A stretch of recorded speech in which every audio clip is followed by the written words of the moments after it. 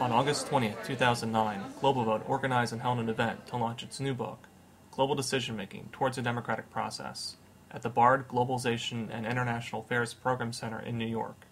Professor Martin Edwards of the Whitehead School of Diplomacy at Seton Hall University and Tony Johnson, staff writer for the Council on Foreign Relations, spoke on the public's perception of global decision-making and the future of democratic participation over the Internet.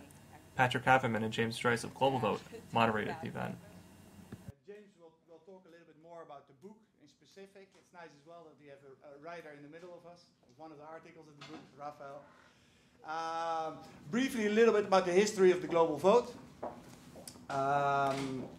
So the global vote was started in January 2007. And so I was traveling in Myanmar in 2007, or Burma, and then again I realized that the world is not a perfect place. There's a lot of things to improve.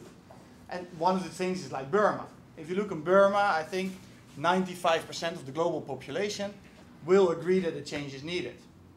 But the world is not doing anything. And so there, something is lacking.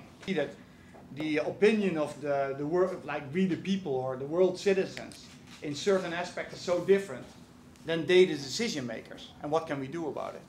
But the world has changed, because you can see that everybody can go online and can contact somebody on the other side of the planet.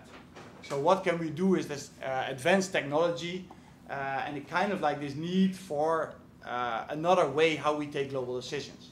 So then we came up with the global vote. We came up with an ID where the internet, that every citizen of the world can become a member and can vote or shadow vote on the current global decisions, or the current global issues which are going on. For the past year or so, we've been editing all the articles into this global decision-making towards the democratic process. Now we're very proud of the book. We hope you take a look.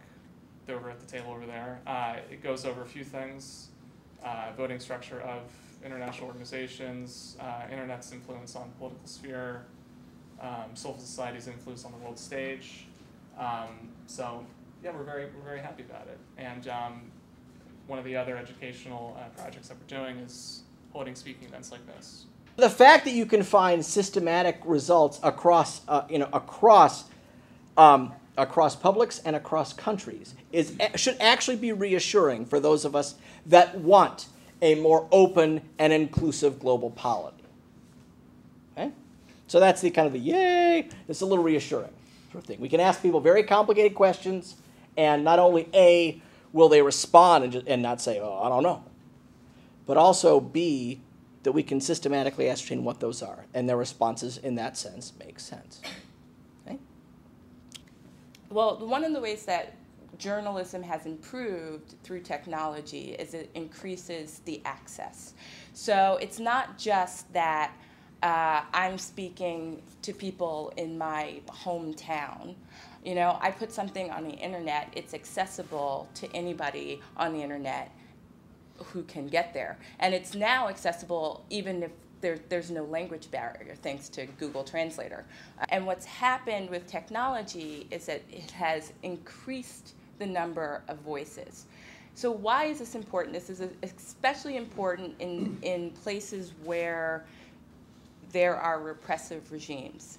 For instance, this past summer in Iran, there was an election that was highly contested, and people went out in the streets and they protested.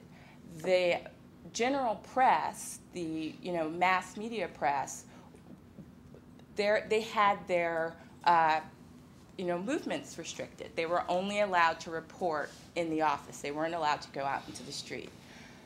The citizens of Iran used cell phones, they used Twitter, they used computers, they used YouTube, they used Facebook to get their message out.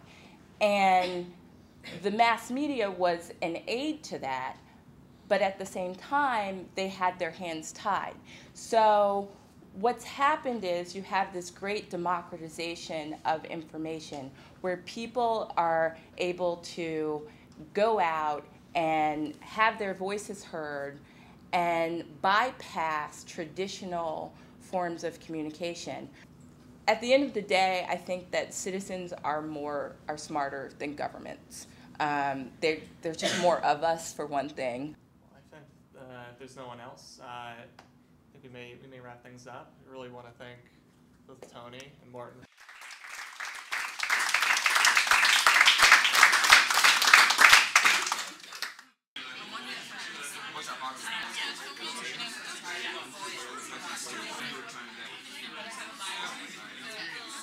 One of the findings of research about attitudes about foreign policy suggests that attitudes by the elite and mass are distinct.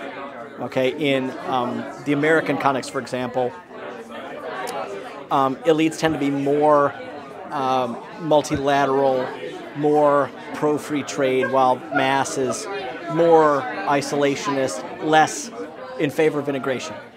If you think about that in the context of what globalvote's trying to do, that in a sense they're using technology to level the playing field, right?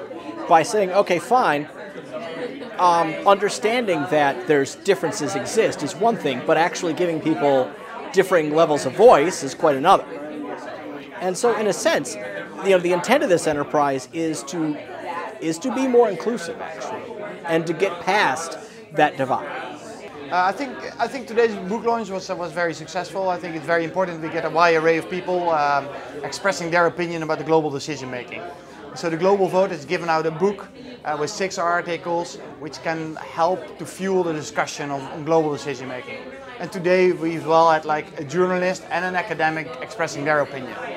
On the one hand, I think the Global Vote is collecting their opinion of the world through the internet website we have.